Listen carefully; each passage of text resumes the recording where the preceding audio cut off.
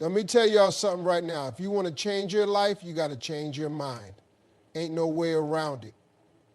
You can't keep thinking like the old you and expect the new you to show up. You want to go somewhere you've never been, you got to think like you've never thought.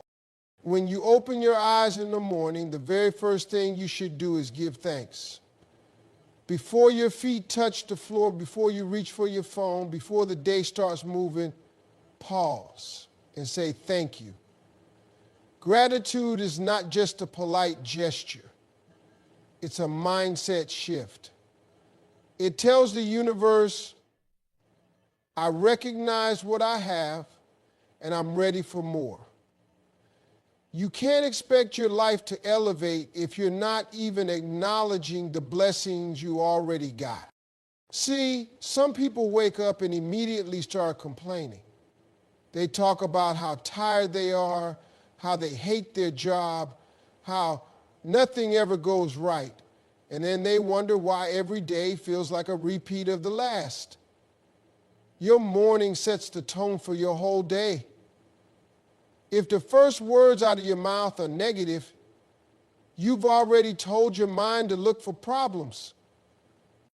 You might say, I don't have much to be grateful for. Let me stop you right there. If you're breathing, that's something. If you got two legs to walk, eyes to see, food to eat, that's something. Millions of people would trade places with you right now for what you take for granted. Gratitude is not about having everything. It's about recognizing something. When you start from that place, your energy changes, and so does your reality. Take 60 seconds every morning to name 3 things you're grateful for. Say them out loud. Say them with meaning, whether it's your health, your kids, the roof over your head, or just a chance to try again today. Speak it. Because when you speak gratitude, you silence fear. You block out worry. You set your heart in the right direction. Gratitude doesn't mean life is perfect. It means you focus on what's good, and what you focus on grows. The words you speak over your life are seeds. Every morning, the moment you open your mouth, you're either planting weeds or planting fruit. That's why it's so important to speak positivity over your life, because what you say, you start to believe, and what you believe, you begin to live. If you wake up and say, I'm tired, this day is going to be long, or nothing ever works out for me, don't be surprised when your day follows that exact path. Your words carry weight. Your tongue has power. And it's about time you start using it to build yourself up, not tear yourself down. People underestimate the power of affirmations, but your mind believes what it hears repeatedly. That voice you use when you talk to yourself, it becomes your internal script. If you're always criticizing yourself, calling yourself lazy, dumb, or unlucky, eventually you start living like that's true.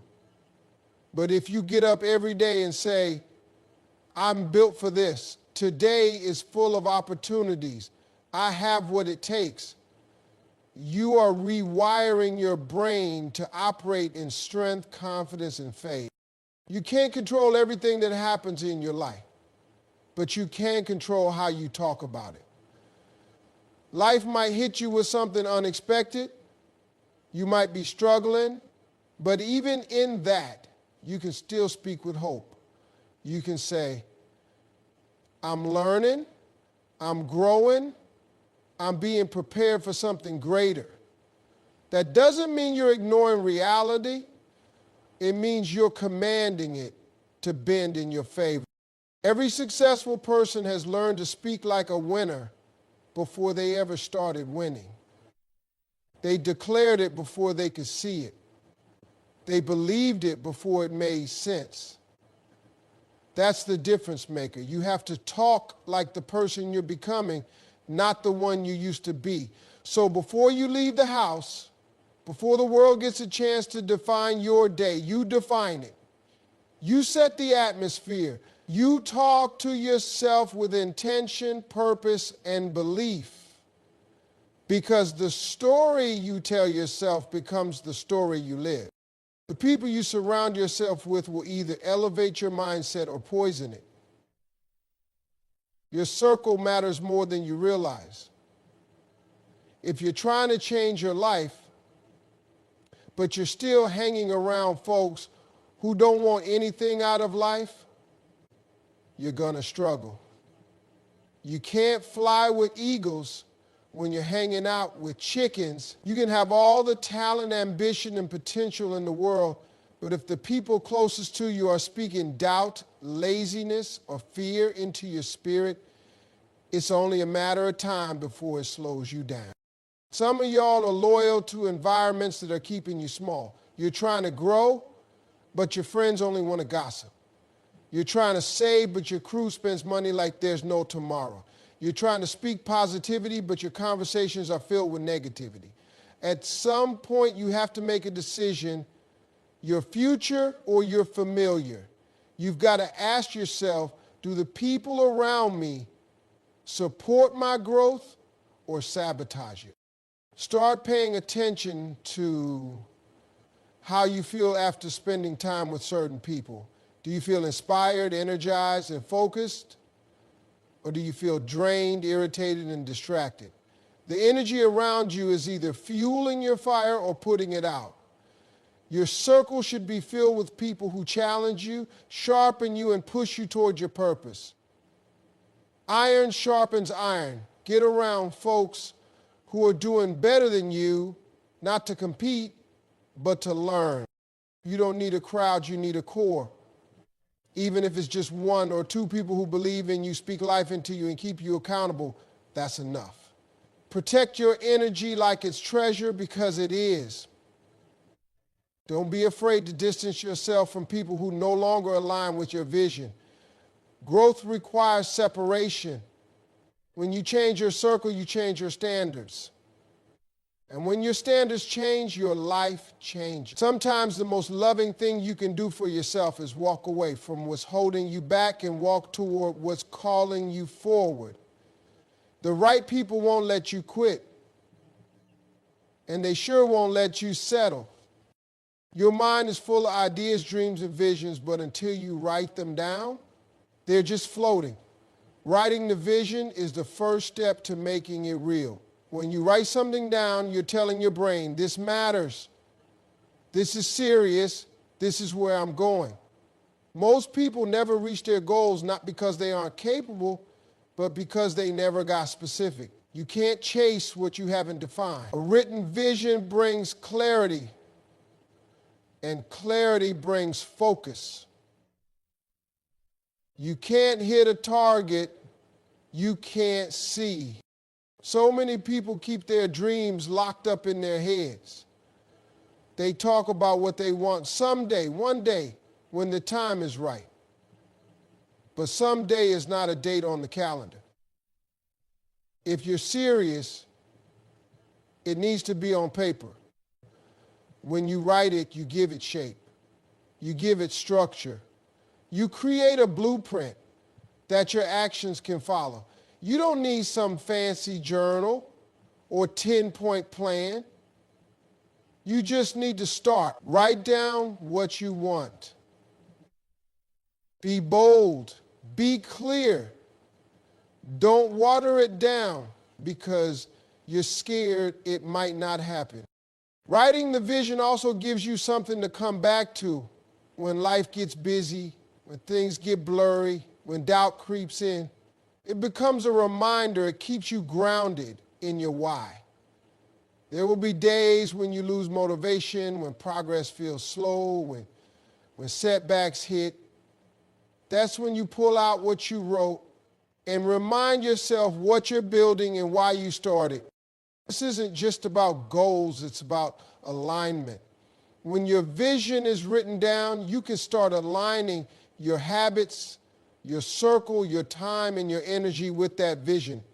It becomes easier to say yes to the right things and no to the wrong ones. And don't keep that vision tucked away in a drawer. Keep it where you can see it.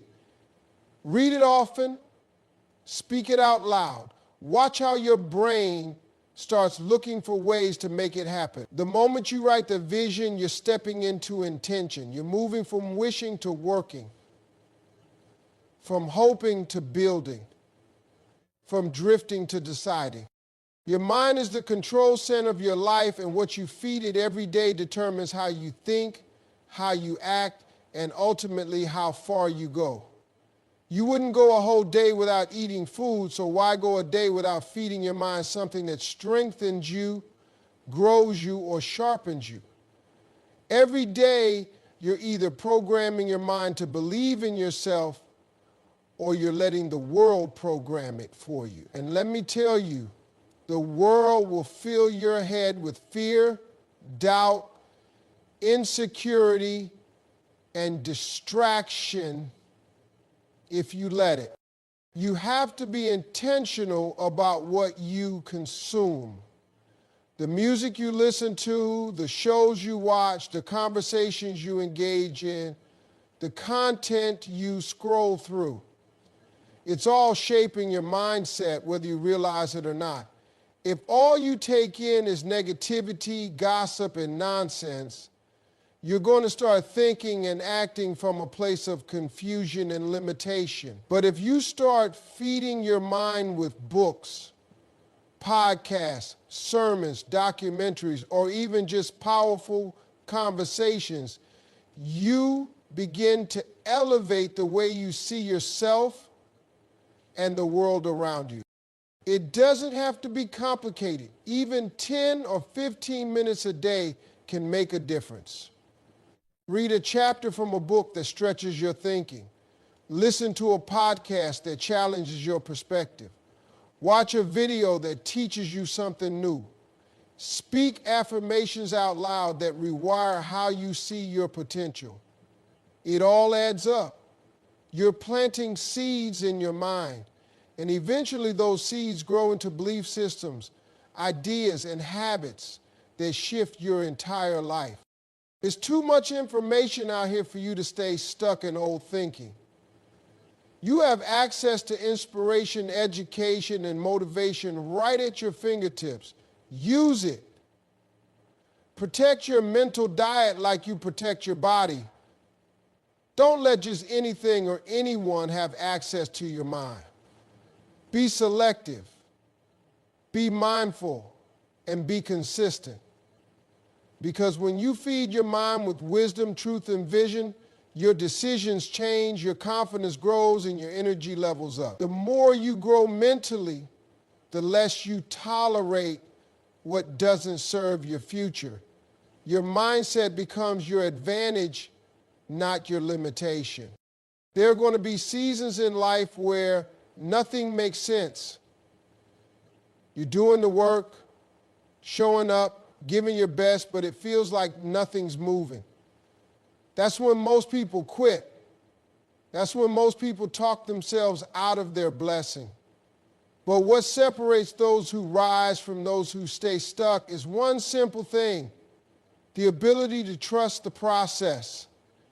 You don't always need to understand the whole picture to move forward. Sometimes you've just got to take the next step and believe that something bigger is working behind the scenes. Growth rarely looks pretty while it's happening. It's uncomfortable, it's confusing, it tests your patience and your faith. You might look around and wonder, why is it taking so long? Why does it feel like everybody else is winning but me? But what you don't see is the development happening in the delay. The process is preparing you, is building strength, character, discipline, and resilience. Things you're going to need when the opportunity shows up. Because success without preparation can turn into a burden. But success after preparation becomes a blessing. You've got to stop measuring progress only by what you can see. Just because it doesn't look like anything is changing on the outside does it mean something isn't changing on the inside. Seeds grow underground before they break through the soil. Foundations are laid deep before anything is built above. So if you're in a season where it feels quiet, slow, or even painful, don't assume it's pointless. Trust that there's something forming in the waiting. This mindset shift is powerful because it keeps you steady. It keeps you from getting bitter, jealous, or desperate. When you trust a process, you stop comparing time